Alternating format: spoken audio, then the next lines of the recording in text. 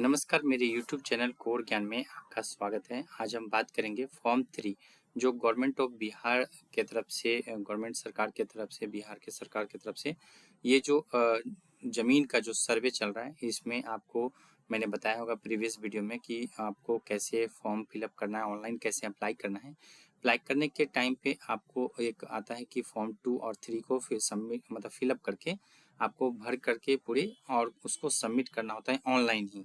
तो वो आप चीज़ कैसे करेंगे मैंने आपको बताया भी था प्रीवियस वीडियो में कि ऑनलाइन कैसे सबमिट कर सकते हैं। दूसरा वीडियो में मैंने बताया था जो आप कैसे ऑनलाइन फॉर्म 2 फिलअप कैसे कर सकते हैं, दूसरा फॉर्म कैसे फिलअप कर सकते हैं। अब हम बात करने जा रहे हैं कि फॉर्म 3 कैसे फिलअप कर सकते हैं। तो फॉर्म 3 फिलअप करने के लिए सबसे इम्पोर्टेंट जो चीज़ है वो आपको वो डाउनलोड करना पड़ेगा फॉर्म 3। तो याद रहे कोई भी पेपर डाउनलोड कर रहे हैं तो 1 से 2 ज़्यादा आपको फॉर्म डाउनलोड ज़रूर करना है कि यदि कोई इनकरेक्शन हो जाए तो आप वहाँ से करेक्ट करके फिर से एक नए फॉर्म में फिलअप कर सकते हैं। फॉर्म डाउनलोड करने के लिए आपको सिर्फ गूगल में सर्च करना है DLRS बिहार गवर्नमेंट। जैसे ही आप ये लिखते हैं तो आप यहाँ पे डायरेक्ट आ जाएंगे इस पेज पे। आपको डाउनलोड वाला है ऑप्शन, डाउनलोड पे क्लिक करके आना है। टेक्निकल मैनुअल प्रपत्र एंड अदर फॉर्म्स खिला हुआ है, आपको यहाँ पे क्लिक करना है। जैसे ही क्लिक करते हैं आप देख सकते हैं प्रपत्र आया हुआ है और टेक्निकल मैनुअल्स है, लेकिन हमें ज़रूरत क्या है, प्रपत्र का ज़रूरत है जो कि हमें 3 फॉर्म पे फिलअप करना है। यहाँ पे देख सकते हैं वंशावली के आधार पर प्रत्येक अधिकारियों का दखल। मतलब क्या है फ्रेंड कि यदि जैसे आप क्लिक करते हैं आप इस पे तो आपके पास ये फॉर्म आ जाता है इसमें डाउनलोड के लिए। अब यहाँ देख सकते हैं कि सबसे है वंशावली के आधार पर प्रत्येक अधिकारी जो उत्तराधिकारी का दखल। मतलब क्या है, वंशावली आपको जब भी फॉर्म अप्लाई करते हैं सर्वे के लिए तो आपको फॉर्म 2 और आपको जिस जो रैयत द्वारा स्वामित्व है वो आपको फॉर्म और ये 3 जो है आपको ये आपको सबमिट करना होगा। तो इसमें क्या है फॉर्म में, सबसे पहले मैं बता दूं कि फॉर्म में ये इसीलिए दोनों का है कि एक तो है कि आपके नाम पे ज़मीन है तो आपको यहाँ पे दिखाना होगा कि आपके नाम पे ज़मीन है या आप उस पे वर्किंग कर रहे हैं या काम कर रहे हैं या वो आपके नाम से ही है। दूसरा है कि यहाँ पे वो ज़मीन है जो दादा परदादा के नाम से था वो अभी है नहीं और आप उस खेती पे काम कर रहे हैं या वो आप उसको टेक केयर कर रहे हैं चीज़ों को या आपके नाम पे है अभी फ़िलहाल। नाम पे मतलब नहीं है, मतलब आप उसको वर्बली यूज़ कर रहे हैं, आप उस खेती पे काम कर रहे हैं। तो उसके लिए ये फॉर्म भी सबमिट करना होगा साथ में।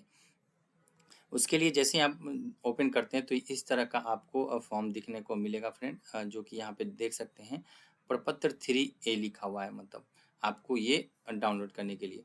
तो मैं आपको बता दूं कि जैसे प्रपत्र 3 ओपन करते हैं, मतलब ये 3-1 जिसे बोल सकते हैं, वंशावली जिसे लिखा हुआ है, आप जैसे ही डाउनलोड करते हैं तो यहाँ पे डिटेल आप देख सकते हैं। सेवा में शिविर प्रभारी अंचल जिला, ये आपको डिटेल लिखना होगा। तो अंचल आपको मालूम ही होगा, वो अंचल आप लिख सकते हैं यहाँ पे। इसके अलावा आपको जिला भी फिलअप करना पड़ेगा, जो जिले में रहते हैं आप इसको। विषय में आप देख सकते हैं, विषय है स्वयं की वंशावली समर्पित करने के संबंध में। मतलब आप उस पे दाखिल कर रहे हैं कि आप उस ज़मीन के हकदार हैं। तो उसके लिए क्या करना है कि आप यहाँ पे देख सकते हो, मैं आपको थोड़ा-सा बॉटम पे ले जाता हूँ नीचे स्क्रॉल करके, तो यहाँ पे देख सकते हैं महाशय उपयुक्त विषय के संबंध में सूचना करते हुए कहना है कि मैं, हम लोग यदि 3-4 लोग आप डाल रहे हैं तो हम लोग कह सकते हैं, अदरवाइज़ मैं कर सकते हैं इसमें। हम लोग या मैं इस पे क्लिक करेंगे, कोई एक है तो एक ही है या बहुत 3-4 लोग भाई हैं तो उसमें कर सकते हैं। जितने लोगों खेती कर रहे हैं या खेत जोत रहे हैं सबका नाम होना चाहिए इसमें। यहाँ पे जीवित लोगों का नाम होना चाहिए, याद रहे जो लोग जिंदा हैं उनके नाम पे होना चाहिए। क्यों? क्योंकि ये ज़मीन के अगेंस्ट जो लोग नहीं है दुनिया में, उन्होंने ज़मीन आपको दिया था और आप उस पे वो काम कर रहे थे या आप अपना मालिकाना हक जता रहे थे, तो वही आपको साबित करना है कि ये आपके पूर्वजों का ही ज़मीन है। तो इसीलिए ये दिया गया है। तो अब आपको श्रीमान, श्रीमती जो भी है वो आपको यहाँ पे मेंशन करना होगा। यदि श्रीमान है तो बेसिकली आप लोग हस्बैंड के नाम पे या आदमी के नाम पे ही रखते हैं।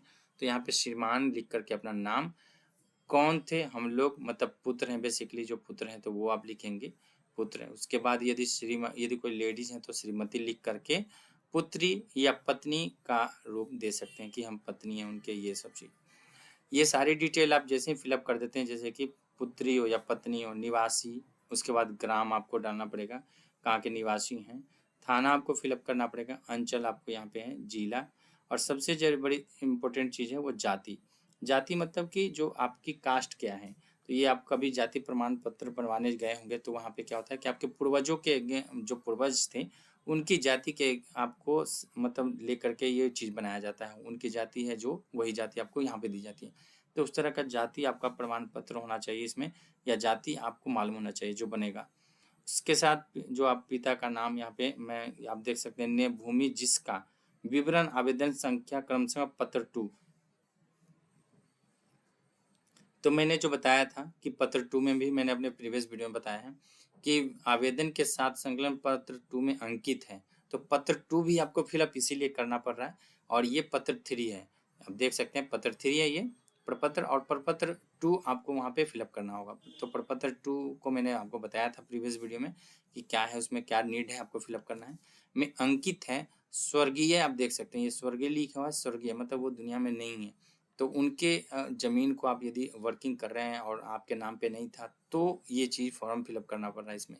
तो उनका नाम आपको यहाँ पे लिखना होगा, पिता थे तो पिता आपको लिखना होगा, ग्राम, उसके बाद जो राजस्व ग्राम, ग्राम का अंचल के जमाबंदी क्रम संख्या में प्रविष्ट थे कि जो भी डिटेल है खतियाना में अंकित खाता संख्या आपको पता करना होगा। उसमें खेसरा संख्या, रकबा, लगान यदि कोई पेमेंट कर रहे थे उसकी रसीद कट रही थी तो को उत्तराधिकारी बंटवारा के आधार पर हित अर्जित किया है।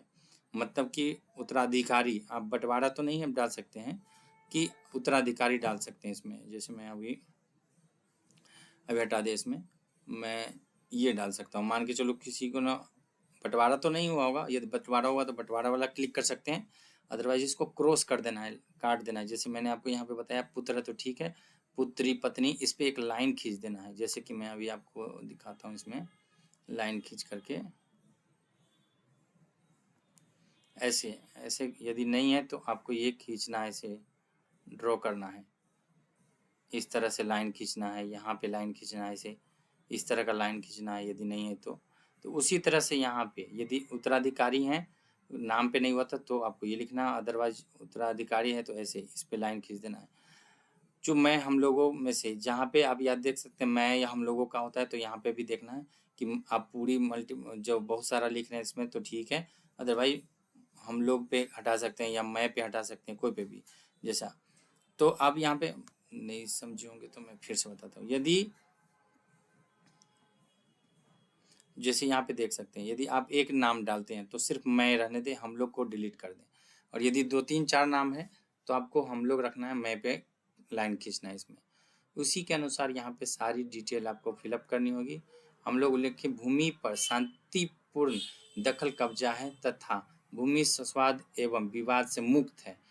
मैं खातियाना पूंजी के निम्न रूप हैं, अतः अनुरोध है कि प्रपत्र में अंकित वंशावली के आधार पर तथा प्रश्नगत भूमि के अधिकार के आधार पर मेरे या हम लोगों के नाम पर सर्वेक्षण प्रक्रिया से तैयार होने वाले अभिलेख में खाता खोलकर संबंधित खेसरों जो है को उसमें प्रविष्ट करने का कृपा की जाए। उसके बाद आपका यहाँ पे याचिकाकर्ता का हस्ताक्षर होना चाहिए। उसके अलावा आपको यहाँ पे फिलअप करके सबमिट करना है। तो ये दोनों पेपर आपको ज़रूरी है फिलअप करने के लिए, बिकॉज सबसे इम्पोर्टेंट यही है रीज़न कि आप यदि फिलअप करते हैं तभी आपको ये मान्य जाएगा। दोनों फॉर्म 2 और फॉर्म 3 जो मैंने बताया था वो आपको फिलअप करना ही है। इसके अलावा 3 में आपको एक और बता दूं मैं कि 3 में एक और है जो आपको यहाँ पे फिलअप करना है डिटेल में। आप देख सकते हैं इसमें पूर्वजों का नाम पर जमीन और उनकी डेथ हो गई है उसी के लिए डिटेल, तो आपको यहाँ पे भी भरना है। तो ये भी कंपलसरी है, रैयत का नाम, पिता का नाम, स्थायी पता, खाता, खेसरा, एकवा और चौहद्दी, ये डिटेल फिलअप करनी है। यदि आप इस दोनों फॉर्म को फिलअप करके जमा कर देते हैं तो आपको यहाँ पे मिल जाएगा। ये फॉर्म जमा कैसे करेंगे, वंशावली के आधार पर प्रत्येक उत्तराधिकारी का निम्नलिखित हस्ताक्षर। तो मैं आपको बता दूं ये यहाँ पे डिटेल है, वंशावली के आधार पर यहाँ 3.1 तो सबमिट करना है, तो 1.1 है मतलब इसी का पार्ट है। तो आपको ये दोनों पेपर सबमिट करना होगा और ये एक तो करना ही है, तो टोटल 3 पेपर हो गए। तो इस पेपर वाले में मैंने बताया कि इस पेपर वाला में आपको ये दिख रहा है, तो इसमें डिटेल आपको फिलअप करनी है। ठीक है, तो ये कंपलसरी है 3 पेपर आपको सबमिट करने के लिए। यदि आपको ये वीडियो अच्छा लगा हो तो प्लीज़ मेरे वीडियो को लाइक ज़रूर करें, मेरे चैनल को ज़रूर सब्सक्राइब करें। इस तरह का वीडियो अपने फैमिली फ्रेंड में ज़रूर शेयर करें। Thank you for watching this video देखने के लिए धन्यवाद।